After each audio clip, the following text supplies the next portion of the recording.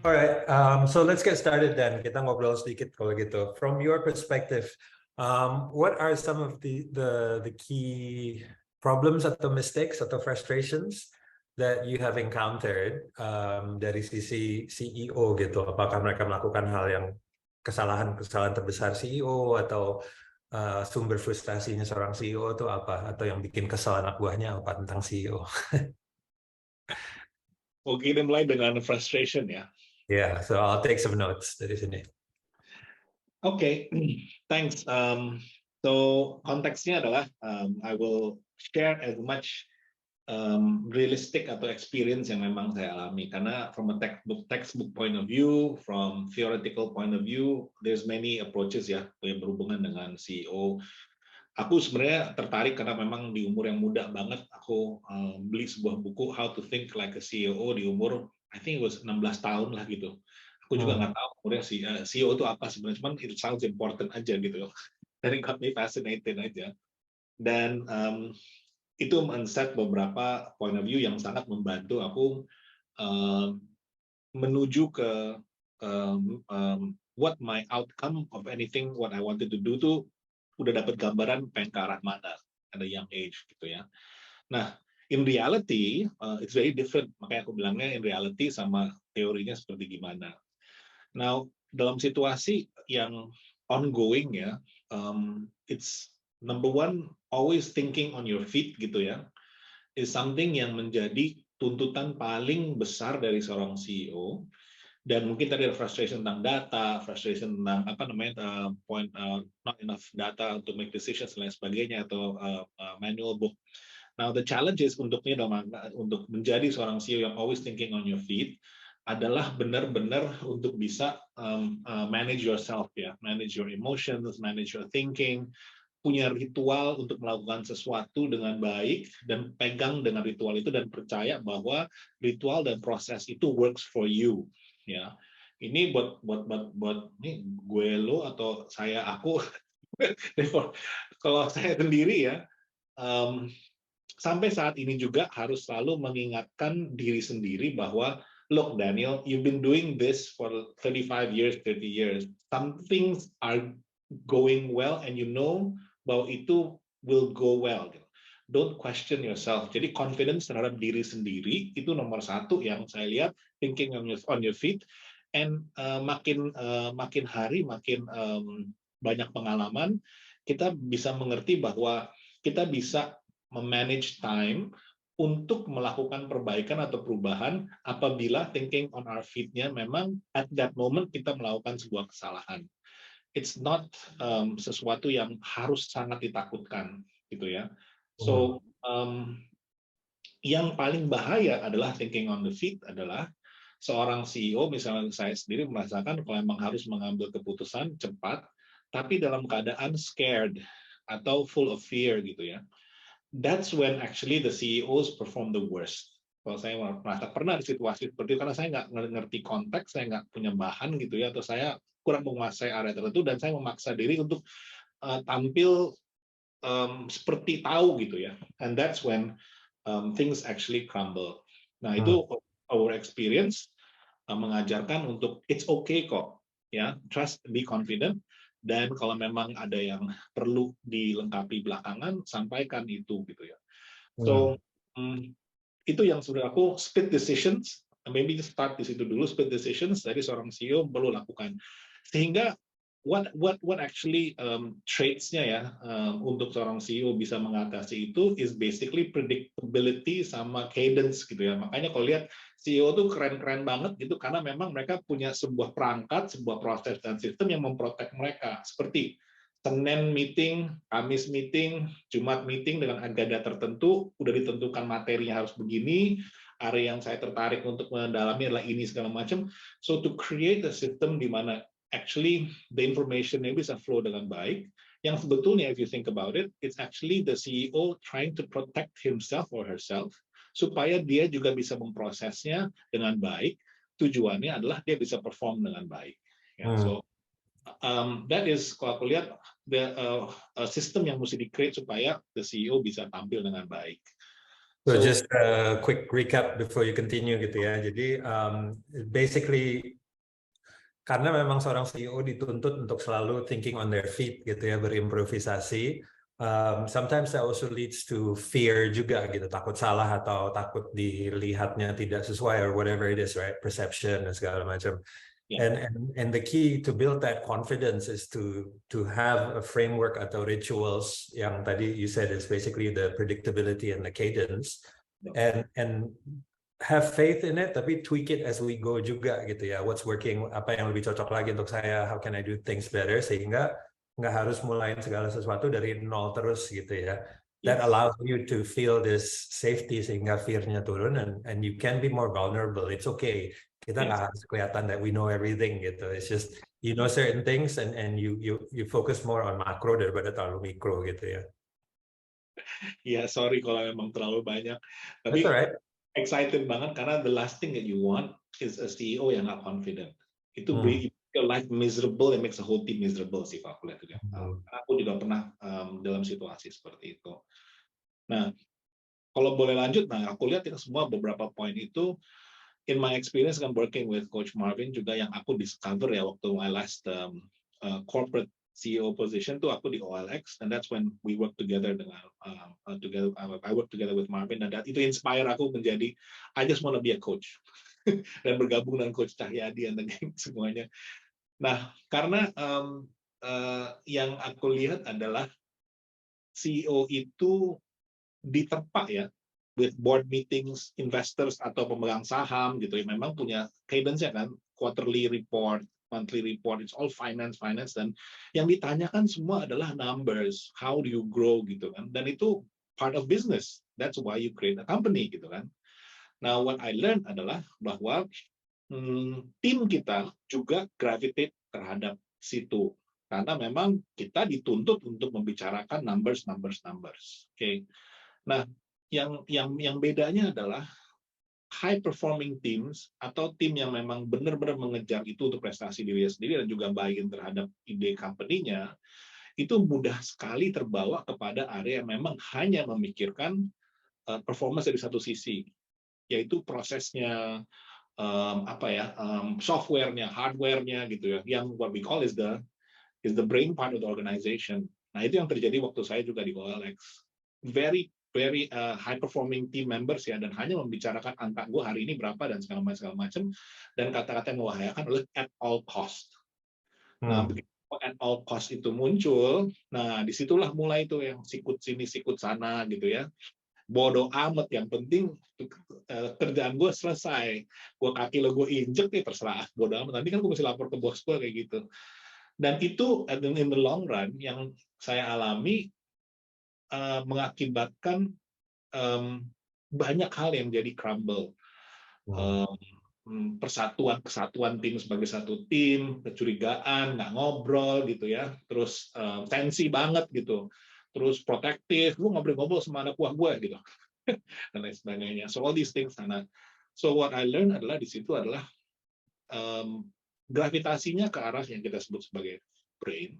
Tapi as a CEO, kita justru yang mesti menyampaikan bahwa guys, ada angle yang lebih penting lagi untuk bisa produktivitas muncul, di mana kalian semua satu sama yang lain harus bekerja erat sekali sebagai tim. Dan tim ini dibuild atas trust, communications, empathy, dan lain sebagainya. Dan itu yang harus ditancapkan dulu supaya kita sebagai CEO juga bisa melihat, we're taking care of you, I know the issues, dan saya bisa menyampaikan visi saya sebagai CEO dengan baik karena hati kalian dan pikiran kalian terbuka. Kalau saya mau menyampaikan visi tapi kalian curigaan, it just doesn't work aja, itu catastrophe. Itu yang aku sangat learn as a lesson, dan sejak itu approach sebagai CEO atau sebagai leader itu sangat-sangat berbeda karena di balance antara urusan hati sama urusan otaknya gitu. So just a quick recap di situ ya. Jadi while I get my screen back on, dari sisi brain-nya ini, it's all about the numbers, the processes, goals, KPIs dan segala macam. Then you got the heart side, which is the communication, relationship, and emotions. And I think just to catch something based on what you said tadi, banyak orang nganggap performance itu sebetulnya mereka merasa performance ada di sini gitu ya. Iya, Betul. But Performance hanya di situ, betul. what we discovered bahwa performance itu sebetulnya ada di dua sisi ini gitu ya, karena by the definition of apa ya, istilah apa arti dari kata performance itu kan apa yang dilakukan, right? So it's the action that people perform in the heart as well as in the brain yang bikin tim itu bisa jadi high performance teams in that sense, right? Yes, betul sekali. Dan it's hard to learn that gitu, karena mesti menyangkal diri sendiri dulu bahwa oh iya ya, gue kurang oke di bagian ini, kok gue nggak perhatiin bagian ini. Dan when you start to become more humble dan vulnerable, dan it's okay gitu, dan ini bisa kebuka. Dan ini kesulitannya aku lihat adalah kalau pemimpinnya tidak bisa mulai seperti itu, especially CEO, karena ini top down, Bang. It only happens top down. So if that doesn't happen, it doesn't start with you, di bawahnya akan terbawa ke sebuah budaya yang memang ya itu terus-terusan sikut-sikutan gitu. So how much time ideally the people spend on the heart gitu, karena by default kan orang bakal ketarik ke brainnya terus gitu ya. Tapi in terms of the role gitu, kira-kira berapa persen dari waktunya seorang leader gitu, untuk di heart? Especially if you're not a heart oriented person, if you're lebih logical oriented gitu tuh. So ideally, kalau disebut angka ya, ideally I would invest in at least sampai 20% of what you're doing is about heart. Dengan realitinya you can only spend 10%. Nah, you as yourself as the CEO ya. Tapi the way I look at it is you can only do as much, the 10% to set the systems and the processes yang menginclude heart activities or actions supaya your team itu appreciate the hard part of the work. Nah, jadi what we do is that 10% untuk menyiapkan policy di dalam gitu, atau kebiasaan, rules, aturan main, cara meeting, cara menyapa, cara follow up gitu ya. Dan habis itu membuat sebuah sistem di mana mengenable our leaders-nya untuk mempraktekkan yang kita sebut sebagai heart-nya. So ideally I want to make it more up to 20%, tapi in reality can only spend 10%. Nah, itu saja menghilangkan banyak sekali friksi yang sebelum-sebelumnya itu tidak memungkinkan kita mendiskusikan atau memprogres sesuatu ya. So by investing in the time that's needed for that is already huge results overall. So mungkin ada beberapa contoh juga gitu that I can share di sini ya, where some of my corporate clients yang CEO perusahaan-perusahaan besar kayak gitu, they systemize, mereka bikin heart-nya ini jadi rutin in a very simple way.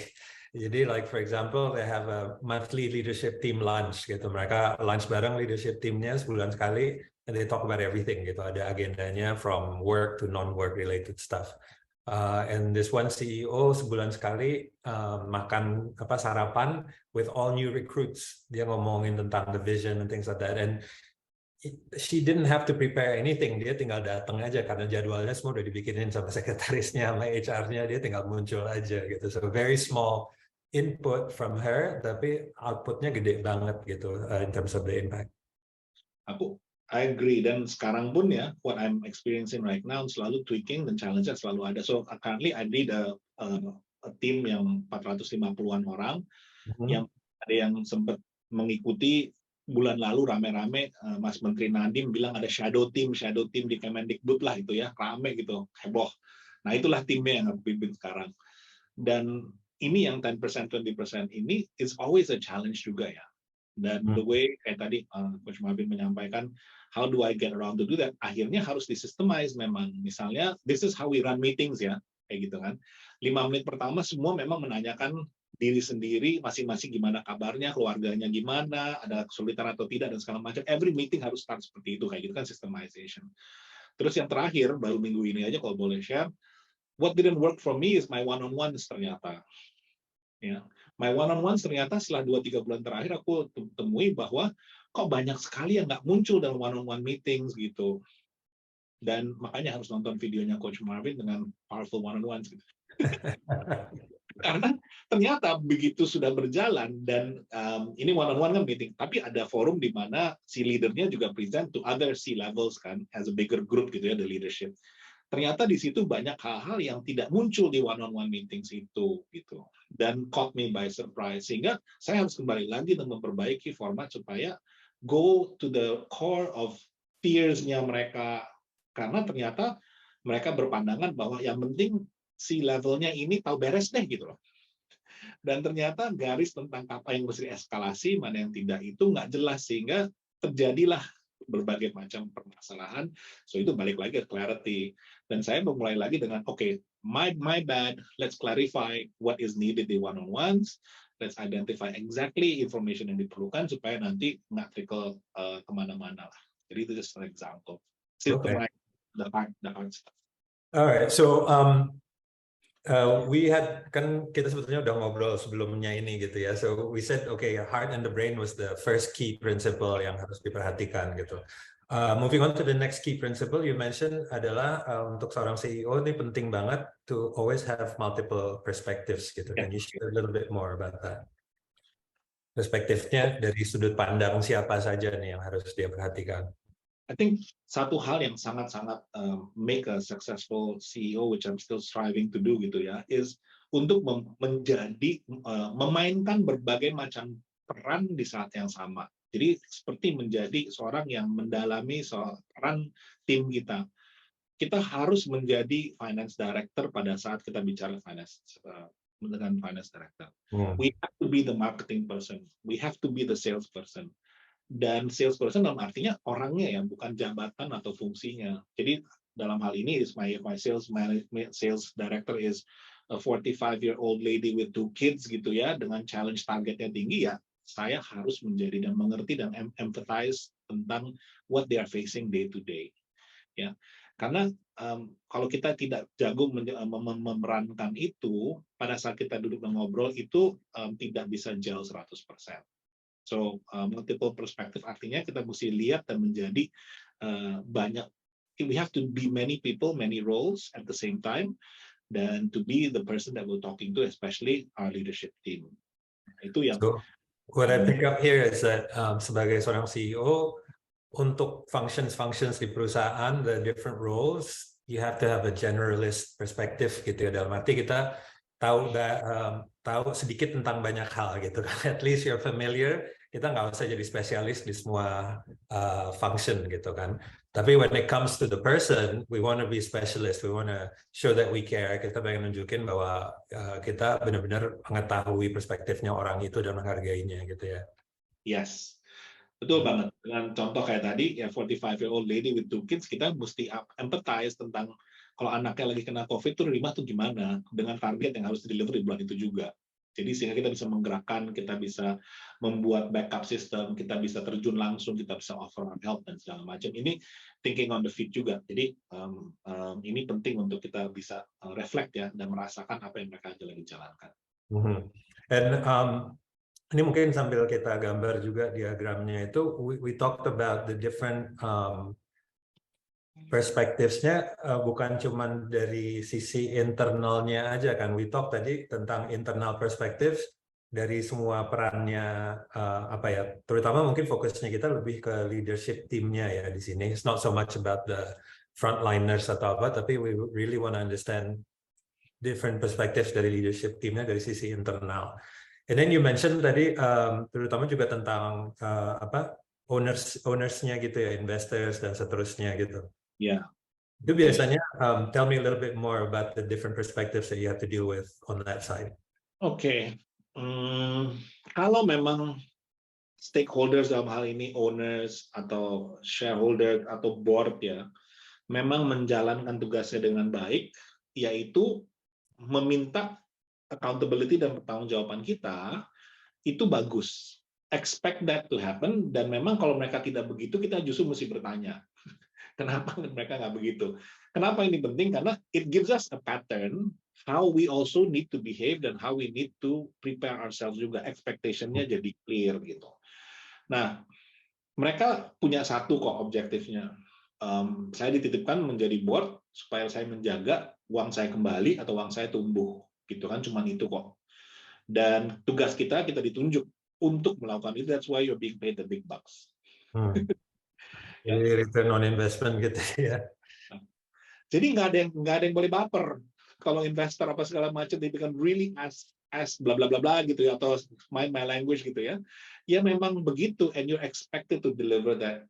The only way yang kita bisa lakukan lah preparation kita tuh baik sesuai dengan kebutuhan mereka, because they're doing their job. Ya. So apakah di meeting berikutnya apa yang mereka butuhkan, ya kita prepare. Dan tugas kita adalah sebelumnya kita sudah membayangkan pada saat meeting saya berikutnya, misalnya Q1 2023, ekspektasi seperti ini, that is your main goal, that's your OKR, that's your KPI, dan tanpa perasaan apa-apa dia akan nanya kena atau enggak targetnya. Ya kita harus begitu aja, simple as that. So kalau kita bicara tentang hard expectation, dia iba atau memperhatikan kita, nggak ada kalau itu. Urusannya ke atas. Kalau aku lihat itu nggak ada ya. We don't even expect. The hard part of it, ya zero. It's fine. So again, it goes back to your thing before about the rituals and the processes gitu ya. Jadi kita punya framework, punya cadence and things like that. So understanding untuk dengan ownersnya ini, what sort of cadence do we need to have? What sort of processes do we need to have to deal with them? Internally juga ada internal cadence and internal processes juga dari situnya gitu ya. Correct. Yes. One other thing adalah bring the story back to the team. Nah, ini sangat dinantikan oleh tim leadership khususnya, ataupun seluruh tim when we do a town hall. Kalau investors atau board misalnya upset, kita sampaikan kenapa mereka upset. Kalau mereka happy, sampaikan mereka happy, dan semuanya akan merasa terangkat gitu ya, terappreciate. Jadi jangan sok menjadi tim eksklusif bahwa saya C-level dan ada board investor, it's not for you to know what happening di situ. It doesn't work seperti itu, karena ya mungkin kita masuknya ke nanti buy-in-nya tuh mulai dari situ sih. Ya, so jadi untuk teman-teman di sini ujung-ujungnya everything is about the clarity of the purpose, the mission, sama the priorities gitu kan, karena owners atau board itu kan menentukan objektifnya kita sebetulnya apa saja dari sisi number of customers kah, atau dari wealth goals-nya kita, profitability, cash flow, valuation, atau contribution-nya dari situ kan. And then obviously leadership team yang jalanin ininya. So as the CEO, kita menjembatani komunikasi antara dua pihak ini, from the executors to the guardians of the vision and the mission-nya dari situ, making sure semua mengalir dengan baik dari situnya ya. Yes. So sebelum kita maju nih, there's a question di sini nih. I think this is more about the one-on-ones and the heart. Tadi kita ngomongin generalist sama specialist gitu ya. Generalist in terms of the roles atau subject, a specialist in terms of the function. Jadi saat berbicara dengan each division heads lah gitu, kita berempati dan melihat keadaan mereka masing-masing gitu. Apakah ini berarti kita memberi mereka excuse atau menerima excuse mereka saat mereka tidak perform atau KPI-nya tidak tercapai karena mungkin keadaan atau kompetensi mereka tidak memungkinkan untuk itu. That's a long, there's a lot of different answers, but go ahead, it might help. Okay, I would use this opportunity of opening up and having an open relationship with my leadership team justru untuk protect my future in quarters gitu ya. So if I'm empathetic towards apa sih yang mereka jalankan hari ini, dan saya tahu, dan mereka juga bisa terbuka ke saya, we can touch on isu-isu yang mungkin akan membuat prestasinya tidak tercapai. Lalu kita bisa menentukan support apa yang kita akan berikan, dan kita bisa mempraktekkan support yang kita berikan. Jadi kita is planning together jadinya akan terbuka. Let's say 3 bulan ke depan, pertanyaannya mengenai kalau mereka nggak perform nih misalnya, it just makes the discussion much easier. We did this, tapi you didn't perform. So, is it working atau enggak? Are you happy here atau enggak? Do you think you're in the right place atau enggak? Or maybe you can shine somewhere else justru. Diskusinya bisa jadi lebih terbuka dan lebih human gitu loh. Bukan lalu ditunggu, nggak ada kedekatan, nggak ada arahan, nggak ada warmth gitu ya. Ujung-ujungnya tiap 6 bulan atau 12 bulan dipenggal begitu aja. That's not fair. So I actually do this so that you can have a much more day-to-day sight terhadap prosesnya gimana dan performance-nya gimana sehingga the discussions happen easier. Atau sebaliknya, kalau memang berhasil ya itu memang kita tahu persis bahwa kita terlibat dalam prosesnya. Jadi kita kasih pujiannya juga, gue tahu banget lo susah kemarin A, B, C, D, so really really good. Itu juga kerasa banget karena kita mengikuti. gitu. So jadi the conversation is not really about the excuses atau the why-nya gitu ya, tapi it's more about what are the actions that you're gonna do, how can you develop doing these actions, and then are you in the right place or not dari sisi itunya gitu ya. Yes, that's how I would look at it. Gitu. Cool. All right. So this is another thing yang kita perlu bicarakan juga. I think if we're going to the third point, dan ini mungkin akan mencakup pertanyaan yang berikutnya. Tapi before we move, we talk about the different perspectives gitu ya. Yang pertama kita tadi ngomongin tentang perspektif dari different teams. We're talking about the different perspective from the ownership structure. Dan tentunya kita juga perlu melihat perspektif dari sisi eksternal gitu ya, in terms of the external stakeholders lah, community dan seterusnya gitu. Tell me a little bit about your experience on how bagaimana sih seorang CEO harus ngambil perspektif dari eksternalnya itu, and how do you use it internally? Ya, kalau aku lihat to be a successful CEO di saat sekarang adalah we have to be at the forefront, front facing the customer. Ya, that's critical key karena gampang sekali kita ngumpet di belakang meja yang keren itu dengan tim yang ada dan kita nggak punya konteks.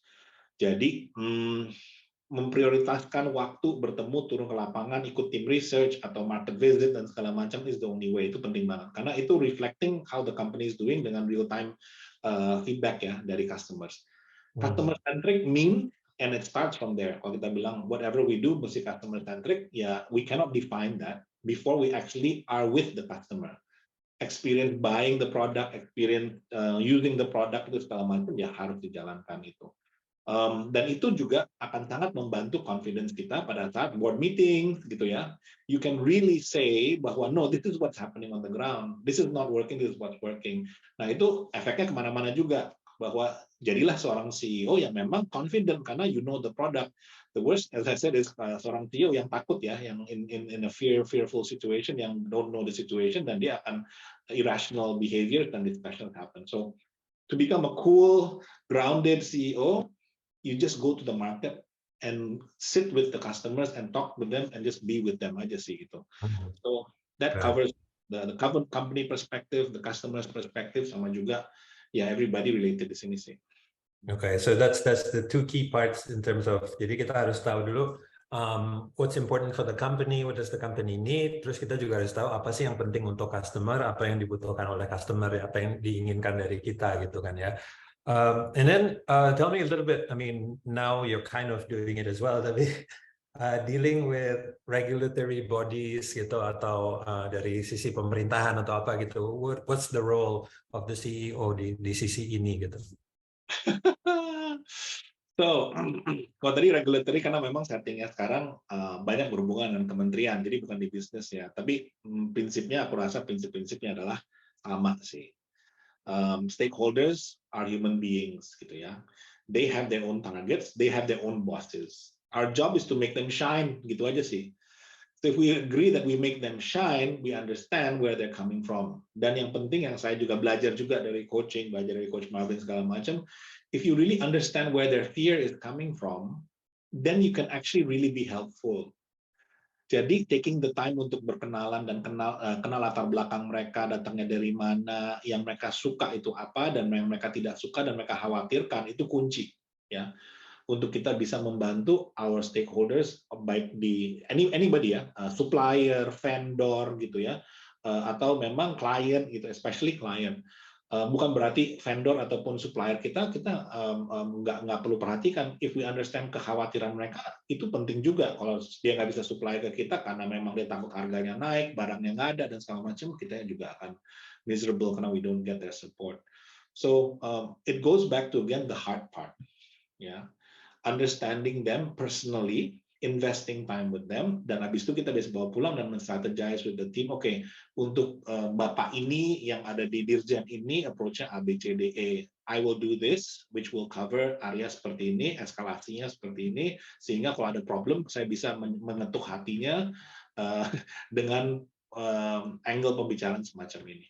Tim kerjakan ABC ya, ke bawah anak buahnya. So, that has been successful so far, dan I think in any context, bukan cuma dalam pemerintahan, tapi anybody.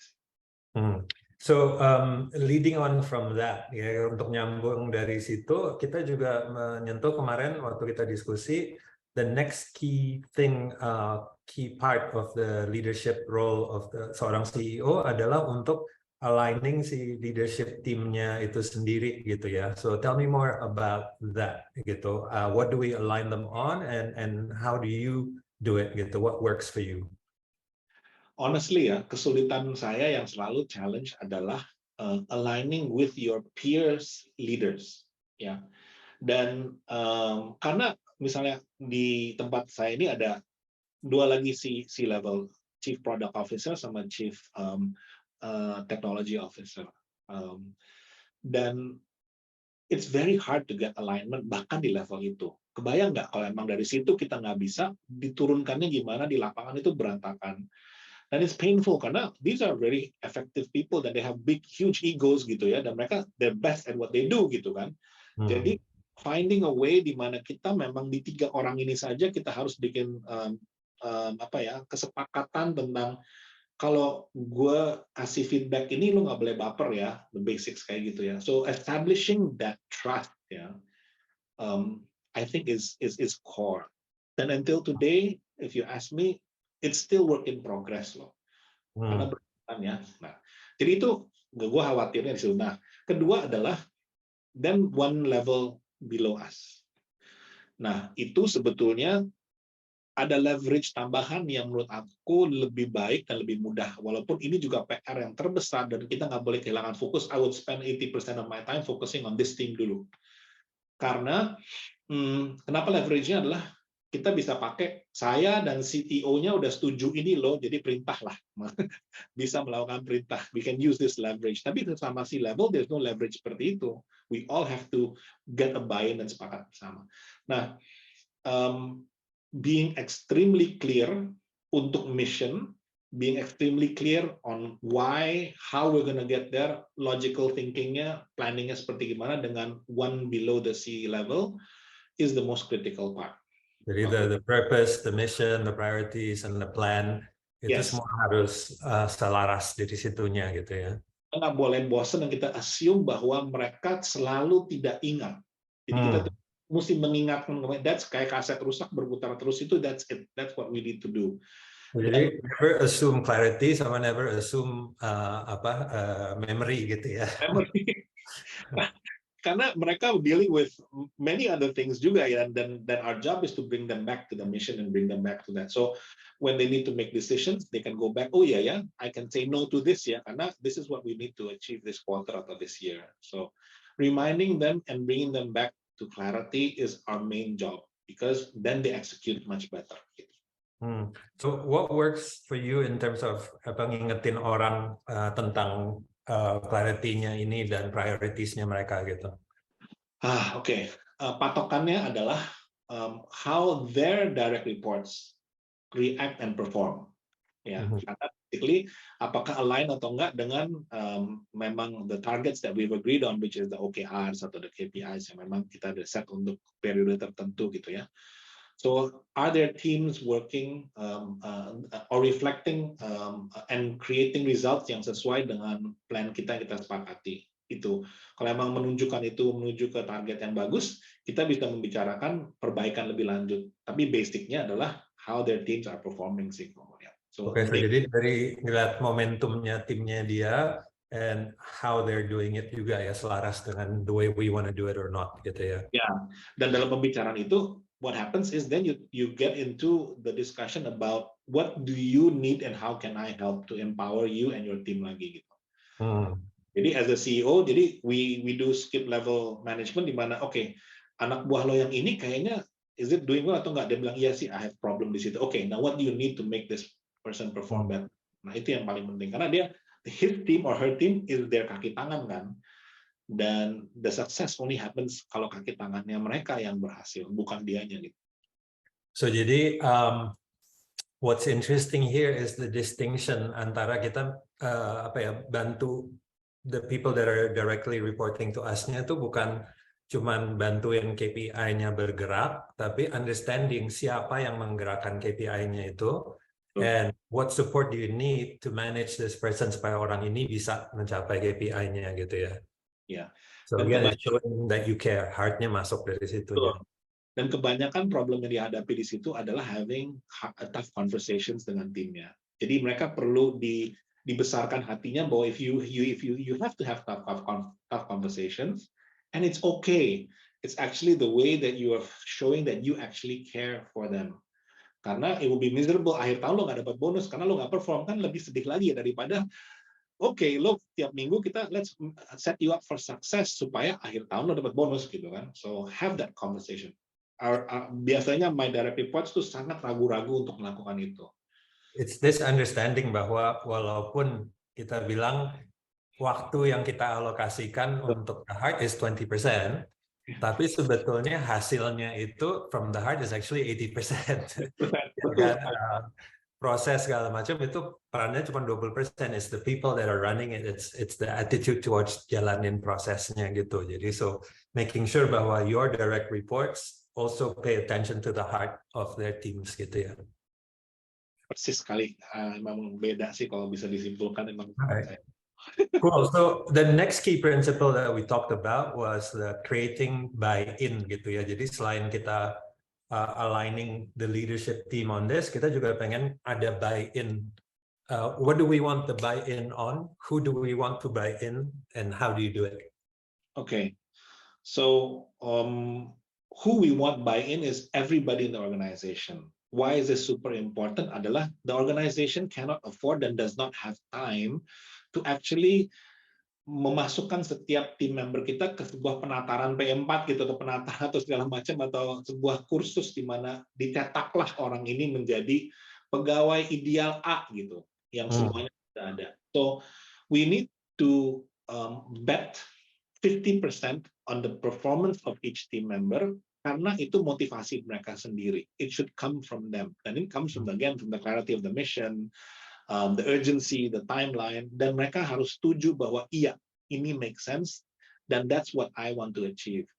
Karena tanpa mereka dapat buy-in itu, akan muncul permasalahan-permasalahan seperti sekarang ya, kata-kata yang banyak muncul adalah, contohnya adalah entitlement gitu loh. They start complaining aja, tapi nggak ada compassion-nya. Komplain ya udah, tapi komplain tidak bilang, okay, what can I do to fix it? Can I help you? Nggak ada follow up ya, tapi ini kenapa sih begini gitu? Nggak enak banget nih, gitu. Udah gitu aja terus mundur gitu loh.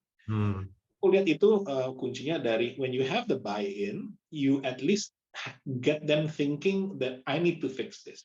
So the process and the systems of the HR team atau the culture team yang coba di-introduce, kita mesti tahu bahwa realistically we can only do 50% of the job, the other 50% comes from the motivation yang datangnya dari buy-in masing-masing.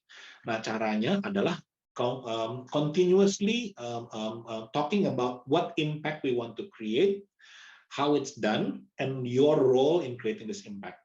Nah, kita kalau makin trickle down ke bawah, makin mesti lebih granular tentang peran kamu di titik ini tuh apa. Misalnya, this is a beautiful code that you created loh, sehingga penggunanya bisa hidupnya lebih dimudahkan, dan hasil research kita atau feedback kita memang menyatakan rating kamu 4,8 memang di store-nya. So we have to create little paths so that each individual bisa connect their impact in the product that we create. Nah, itu yang membuat mereka selalu warm dan okay, I'm motivated, I want to do more gitu. Seringkali kita lupa untuk menceritakan hal kecil ini supaya anak-anak yang kerja itu yang memang ya masih tahu bahwa they're meaningful to the mission gitu. So jadi kalau pakai frameworknya yang saya ajarin kalau mau nonton trainingnya mengenai leadership rhythm di sini ya. So the first key role di sini as a leader, we have to provide context gitu yang jelas. Jadi kita mau kemana, and kenapa sih kita melakukan apa yang lakukan, and then why do you matter gitu. Jadi mereka tahu ada line of sight-nya juga gitu, dalam arti peran saya apa sih di suksesnya perusahaan ini gitu. Karena how do I actually create that individual impact to my customers on that sense. That's the context dari situnya. The second thing that you were saying is also apa yang memberikan mereka clarity ya in terms of apa sih yang harusnya mereka lakukan, how they become successful, and how can they work in the team better as well. Dari situnya kan. Ya, betul. Do you want to add anything before we go to the next point? Yes, I do. There's a big difference dengan memberi perintah dan arahan. Dengan memberi gambaran dan bertanya kembali ke mereka, does that make sense? Dan mereka bisa menggambarkan peran mereka sendiri in the mission. Nah, ini yang trik untuk mendapatkan buy-in. Kalau kita bilang, pokoknya kamu begini, gini, ya kerjain aja pokoknya. Udahlah, percaya sama gue. Itu it doesn't resonate, especially millennials or younger, even younger gitu. Is having a conversation dan mengingat, impact-nya kemarin tuh si penggunanya mengatakan ini, dan itu attributed terhadap pekerjaan kamu di bagian ini. Kebayang nggak efeknya dan what else you can do gitu ya kalau emang kamu improve ini. Terus mereka bilang, oh iya, kebayang dan I want to do better at that. Udah, you have your 50% of your buy-in done. Tinggal nanti, again, whether it's the town halls atau the monthly meetings, mengarahkan mereka kembali, ya itu sih beda banget dengan diskusi. So providing the feedback, creating a sense of ownership juga dari sininya gitu ya. And I think a key point as well is allowing them to give you feedback as well, right? Of course. Gimana tuh? So what works for you in terms of bisa dapat bikin suasana di mana orang bisa merasa nyaman untuk memberikan masukan atau pendapat ke level-level yang atas? Okay. I still find many leaders not prioritizing this as one of the most important traits ya, yaitu to actually have a mechanism dan keliling untuk menyiapkan waktu untuk bersafari gitu ya ke all the leaders atau bahkan ke one down ataupun ada forum-forum untuk terbuka ya, once a month town hall untuk ask me anything sebagai temanya, dan juga mengalokasikan waktu tadi untuk one-on-one feedback. So, as the leader, you have to get through the fact bahwa you need this feedback. You actually live on feedback. Kalau nggak dapat feedback itu ngerasa bahwa ada sesuatu yang aneh. Jadi, again, tinggal disiapkan mekanismenya aja. So, in a week, I allocate 2 hours actually, multiple people yang have 20 to 30 minutes tergantung ya. Ada yang bi-monthly, ada yang monthly tergantung relationship-nya. Ini skip levelnya gue sendiri sampai 3 level ke bawah, yaitu bi-monthly. So, my direct report, lalu di bawahnya lagi is random, not randomly, diundang aja memang terschedule. That's very important supaya mereka juga bisa menyampaikan what they need to get off their chest gitu. So yeah, it's interesting. Jadi it's more of a heart action untuk dapetin feedbacknya, not so much of a brain action gitu. Bukan cuma ngisi formulir feedback atau apa, tapi it's more about tell me what's going on. Tapi in order to do that, then you have to show trust juga. You have to show that you care sehingga mereka lebih terbuka juga untuk menyampaikan ini. And what's also interesting that I find is that ini disistemasikan gitu heartnya. Jadi jadwalnya udah ada. You just have to show up and show your heart and listen in that sense.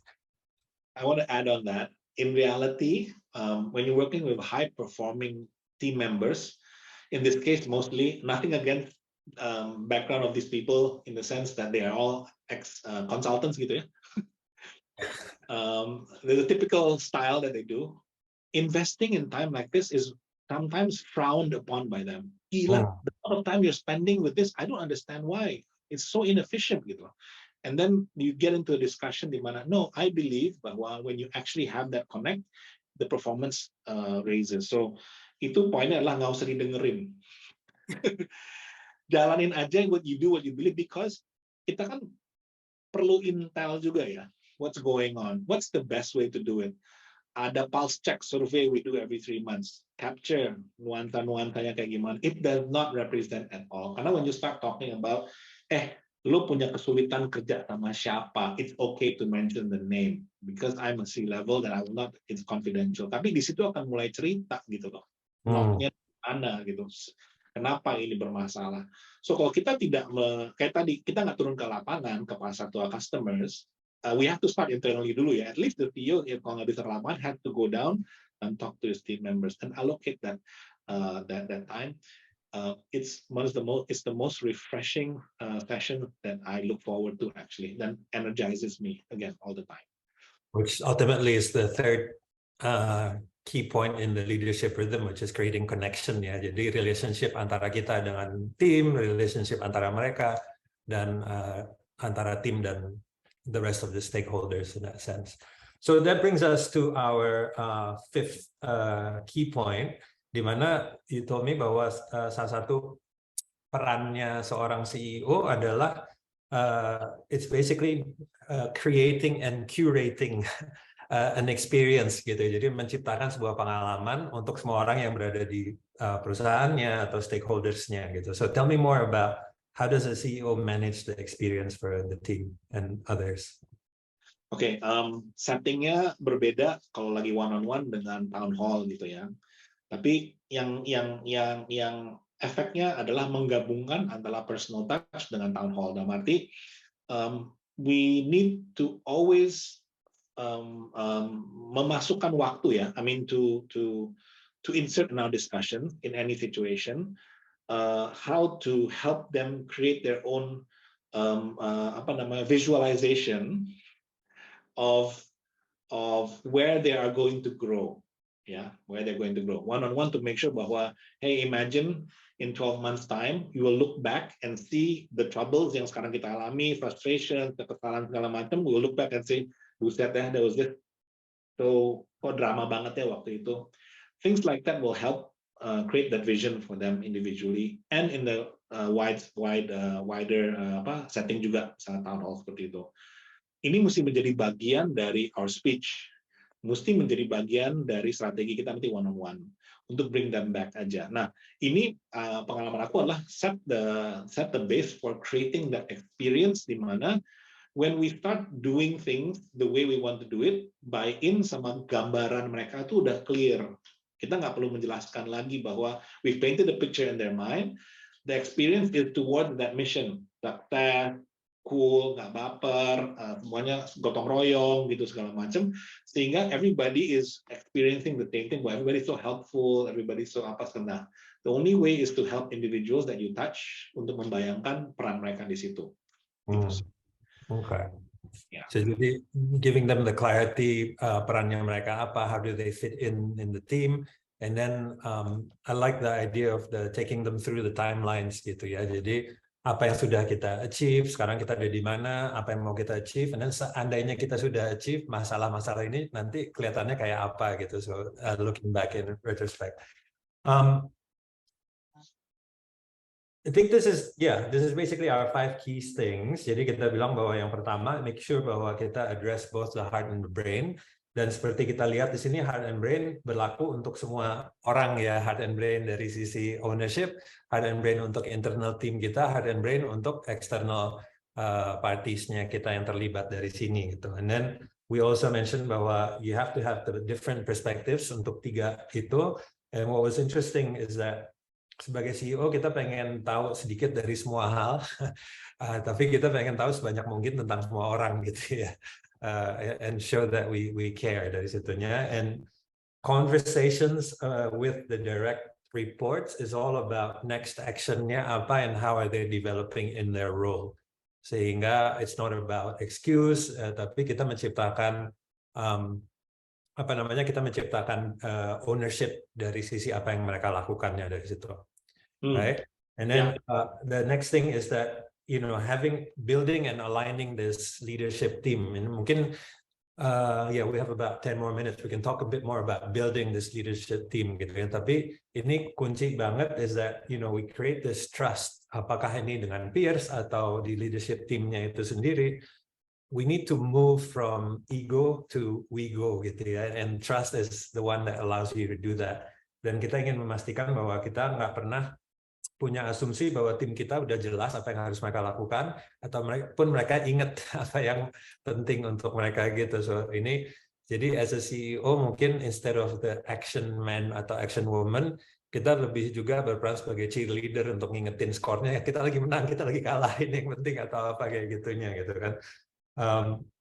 And then it's creating this connection sehingga ada buy-in, creating this ownership-nya juga gitu. Kita pengen untuk semua orang kita sentuh, and 50% of it is, I guess, recruiting the right people to make sure kita bisa percaya dengan mereka, and then we condition them to behave the way we want to behave in terms of the impact, the role, and why they do what they do and how it matters gitu ya. And then untuk memastikan bahwa kita ingat perbedaan antara memberi arahan dibandingkan perintah gitu, supaya ownership-nya, buy-in-nya itu juga meningkat, and then making sure juga bahwa kita using this heart-based feedback untuk mendapatkan informasi yang kita butuhkan, and sometimes it's not so much informasi untuk kita, tapi informasi yang bisa kita berikan kembali ke timnya sehingga mereka bisa ngambil keputusan yang tepat dari situ ya. And finally, it's all about creating this experience for the team, apakah itu dari one-on-one conversation, small teams, atau di town hall-nya itu sendiri, to make sure bahwa semua orang tuh jelas bahwa kita tuh dari mana, mau kemana, and how we would look like in the future dari situ. So, is it possible now, Dan, we have about 10 minutes or so, just tell me a little bit about your experience in menciptakan sebuah leadership team, and then what makes a good leadership team? Okay. So what makes a good leadership team is if you are confident and you see the result langsung bahwa apa yang disepakati bersama itu terdeliver. Ya. So ultimately the business resultnya still have to prevail ya, di luar nggak boleh. Mungkin tadi ada kayak pertanyaan, berarti kita giving them space to create excuses. Enggak. Bottom line is about delivering what we have agreed to deliver, kesepakatan bersama, gitu ya. So in between many things happen.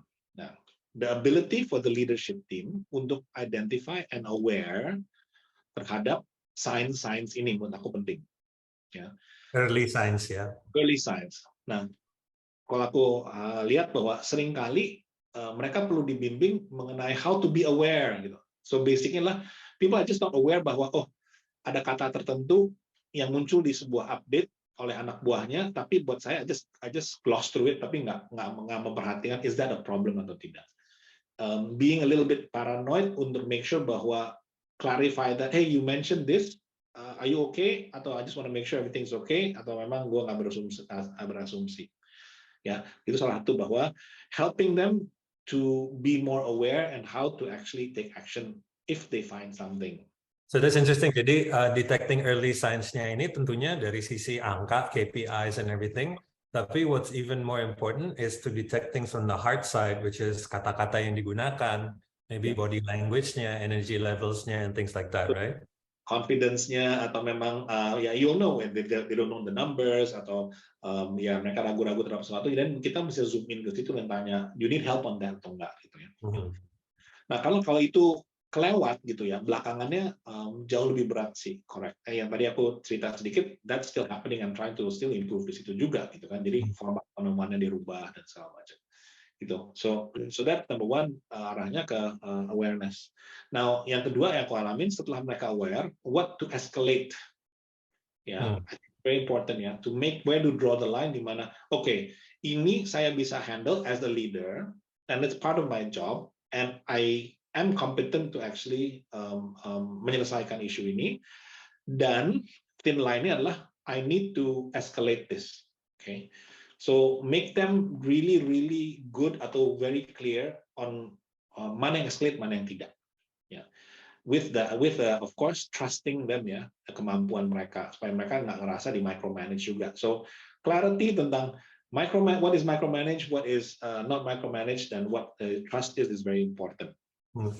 So it's interesting. I added a third thing there, Dan. They need to be able to make the decision untuk bisa handle masalahnya itu sendiri, minta bantuan dari rekan-rekan atau escalate ke atas lagi gitu. So that's probably the three key things there. Ya, they need to have the skill to do that. Now, kalau memang dasarnya ini ada, ya kita bisa masuk ke brain part of it gitu loh, aku rasa gitu ya. Which is part of the business, di mana these are the numbers, the timeline, this is the process, all the other things yang urusan dengan brain. Nah, kalau dua hal ini tidak established well, then things can go wrong much easier go wrong. Now, what helps ya di sini adalah, so maybe taking a very different approach to build that high performing team yang berusaha sama tim yang kita in this point adalah seringkali mereka kehilangan waktu atau we learn the hard way because we as leaders don't take the time to create our own playbook. Aku rasa, I think every CEO should have their own playbook. Daniel is blah blah blah blah blah. To work best with Daniel is blah blah blah blah blah. What Daniel likes is this. What Daniel is like ini segala macam. Jadi it's like your own book, so they understand you better. Karena seringkali kita lupa untuk, aduh, lo udah 6 bulan kerja sama gue, lo masih nggak ngerti gue ya? Ya gue nggak ngerti gitu. Yeah. Kan gue nebak-nebak, jadi let's hilangkan tebak-tebakannya gitu adalah Daniel suka makan 5 kali sehari, jadi lo bawain gue makanan gue happy misalnya. Ya udah kayak gitu, segamblang-gamblang itu aja sih gitu. Atau Daniel 6 bulan lagi mau diet, jangan ngajak dia minum ya, misalnya kayak gitu. So jadi it's having this playbook for yourself sebagai panduan diri sendiri, self management. Terus untuk orang lain juga, jadi mereka tahu do's and don'ts when dealing with us-nya gitu juga gitu ya. And then sebaliknya reciprocal, you do your playbook, kirim ke gue juga. Ya itu bisa dibikin formatnya ya. What I don't like, what I don't like, what I aspire to, what I dream of, segala macam. All these things terlihat, oh si Daniel tuh gini. So just to add, mungkin ke teman-teman juga kan, Daniel, you're aware of this juga, kita pakai DISC assessment kita, DISC assessment kita, ada itu kan satu lembar yang memang ada do's and don'ts-nya yang bisa diisi, dikasih ke orang lain gitu. So we highly recommend kalian melakukan itu within your teams gitu. Apakah itu leadership team atau department team, pastikan semua orang ada do's and don'ts-nya. Dan kalau emang dilakukan di ISC-nya, make sure you follow up dan memberikan waktu untuk semuanya membahas dan mengerti dan berlatih. Jangan cuma di ISC-nya kan udah, lo mestinya tahu dong. Nah, gitu. So, jadi this is probably the other thing yang lebih besar dari cuma di ISC aja, tapi kadang-kadang kita expect orang untuk melakukan sesuatu tanpa kita memblokir atau memberikan waktu untuk dia melakukannya gitu. Jadi cuman oke, ini di ISC-nya learn this di waktu kamu sendiri gitu, tapi nggak ada waktu yang dikosongin. Jadi pressure-nya tinggi. Kadang-kadang what we think is important untuk mereka mungkin nggak, karena persepsinya mereka beda juga gitu ya. By us blocking the time, itu akan bikin mereka persepsinya bahwa oke, memang ini prioritas gitu ya. Betul. Ya, put in your calendar, undang mereka. That's kerjaan CEO tuh lihat kalender terus kok. Kalender, undang, kasih judul, kasih konteks di undangannya, bahkan kasih dokumen, baca ini dulu atau nonton video ini dulu. That's really really helpful buat everybody. Gitu. Which is basically permission ya sebetulnya ya. Ya, betul ya, that's right. Giving them permission to come more prepared and prepare questions gitu. One of the things, simple trick juga, they need to understand your cadence. When are your quarterly business reviews? When do you meet your board? When do you prepare? How long do you need to prepare? Misalnya your comfort level di mana, okay, I have a big board meeting Senin depan. I need to prepare seminggu sebelumnya. Nah, itu masuk playbook itu. So that means we work towards a schedule di mana kalau Daniel perlu seminggu sebelumnya, berarti gue yang report ke Daniel tuh semuanya harus align, let's say 5 days before that. Pre-read-nya berarti mesti masuk kapan. Nah, ini mesti clear aja supaya mereka bisa ngatur hidupnya mereka juga kan. Mereka juga punya anaknya yang ulang tahun hari Sabtu Minggu, jangan kita hari Senin terus hari Minggu kita mana materi gue hari Minggu gitu ya. So ultimately you want to create predictability sama cadence-nya ini untuk semua orang, tapi ngikutin your lead gitu ya. Anda sebagai dirigennya, yang lain ngikutin iramanya, jadi semua tahu iramanya juga kayak apa. Yes. Okay.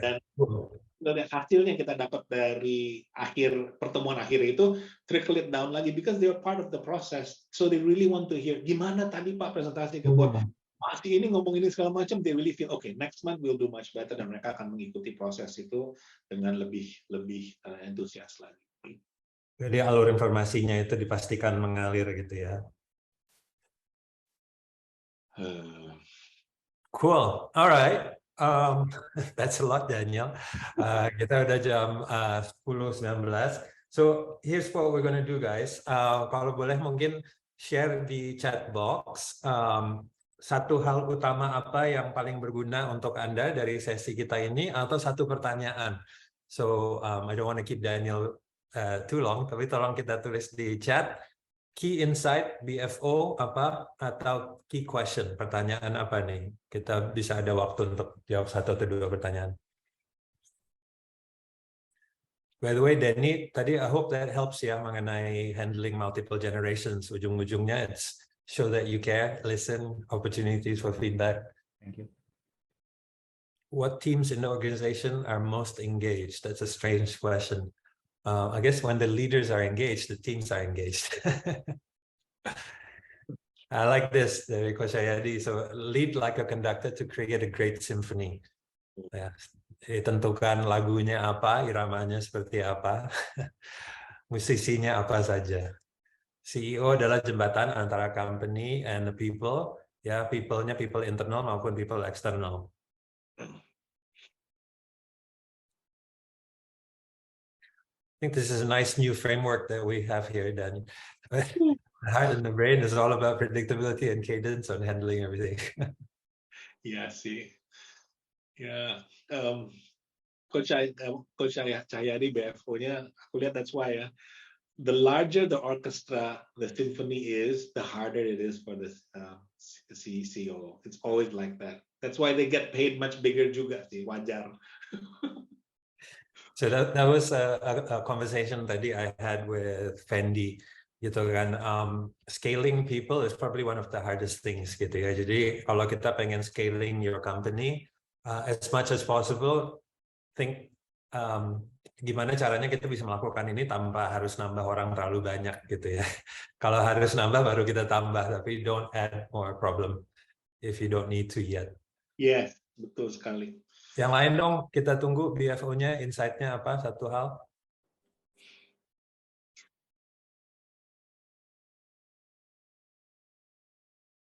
Yeah, that's why they need a maestro to lead a big team. Kalau dirigennya baru mulai, timnya langsung gede, orkestranya kacau. Betul sekali.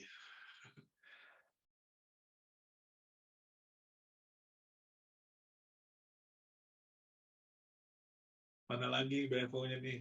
Ayo, kalau nggak ada BFO harusnya ada pertanyaan. Kalau nggak ada pertanyaan, ada kejelasan. Ya, having to write your own playbook is good. Ya, tapi playbooknya is not first, right, Daniel? A playbook, you create a playbook and then you keep tweaking it, right? Nggak pernah selesai playbooknya. It's a living document. Again, kalau emang timnya sepakat bahwa masing-masing punya playbook, then you budget for time. 2 bulan sekali atau 3 bulan sekali, memang 1 jam memang jamnya playbook gitu loh. Jadi sama-sama di jam itu mengupdate playbooknya, dan habis itu ada follow up, everybody mesti membaca satu sama yang lain, atau kalau mudahnya bercerita, hey, playbook gue berubahnya di sini, so I want you guys to know ya. Dan contohnya ya, perubahan di kehidupan pribadinya itu merubah playbook. Ada anggota keluarga yang berkepanjangan perlu perhatian kesehatan, ya sakit, itu berubah sekali playbooknya, kerasa banget. Things like that. That's a really good agenda item untuk monthly meeting atau quarterly meeting. Yeah, because that creates that bonding, that clarity as well. Jadi nggak usah pakai meeting ekstra lagi, by the way. Kalau Anda udah ada jadwal monthly atau akhir kuartal kayak gitu, itu bisa masukin situ. That's a good 1 hour discussion. Ya, agendanya aja kita tweak, time-nya sama. Thank you. Alright. Kalau kayak gitu, thank you very much, Daniel, for all the insights. Coach Daniel is not a stranger to us ya. So all members di sini kalau perlu dengerin lagi, tentunya replaynya akan ada di Circle. Tapi if you have questions, bisa taruh di Circle. Ya, taruh di Circle, Daniel is there. Nanti bisa di-tag beliau. He will be able to answer as well dari situnya. Daniel juga bantuin kita in terms of the engage and grow programs that we run. Jadi kalau Anda pengen timnya lebih kompak lagi and creating more of leadership, we can request Coach Daniel to help you during the leadership programs juga nanti dari situ. Alright, kalau gitu tolong semuanya unmute dong and say thank you to Coach Daniel, and then we'll go to break before our next session.